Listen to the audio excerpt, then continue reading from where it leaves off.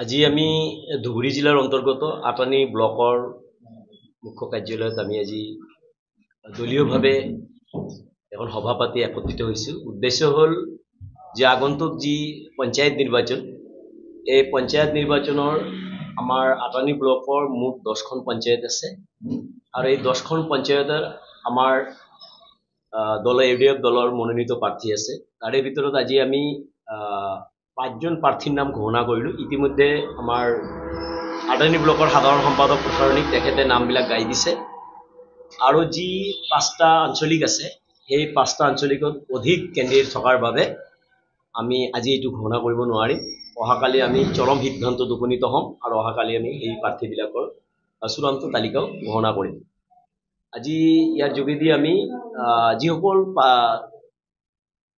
প্ৰাৰ্থী আমি আজি ঘোষণা কৰিলোঁ, আমি তেখেতসকলৰ হৈ আমাৰ দলৰ পৰা যিখিনি শ্ৰম বা দলৰ হৈ যিখিনি সাংগঠনিক কাৰ্যক্ৰমণিকা আছে আমি নিশ্চয় তেখেতসকলক সহযোগিতা আগবঢ়াম আৰু সকলো প্ৰাৰ্থীক আমি দলীয় ফালৰ পৰা অনুৰোধ জনাম তেওঁলোকেও যাতে ৰাইজৰ সমৰ্থন পাবৰ কাৰণে তেওঁলোকে ৰাইজৰ মাজত তেওঁলোকে গৈ থাকে আৰু ৰাইজৰ হকে কাম কৰাৰ কাৰণে যাতে তেওঁলোকে অগ্ৰসৰ হয়, এইখিনি আমি আহ্বান জনাম আজি খবৰ জৰিয়তে।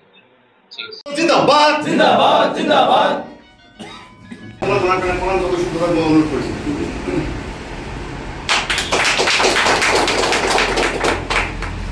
ধন্যবাদ।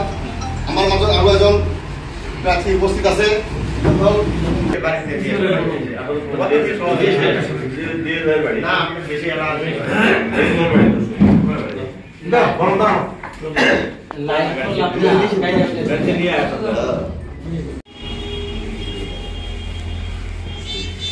থাকলে হবে না, এটা তো নিয়ম এলিগেশন জমা দেন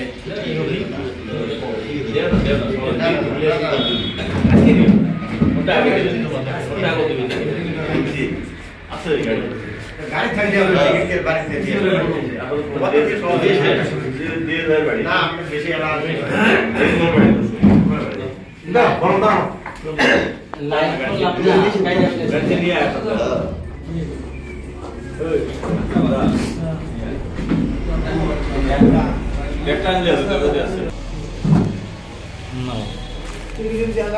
মারো মারো কেন্দ্রীয় প্রতিনিধি ডাঙ্গরিয়া আমার মতো কেন্দ্রীয় সমিতির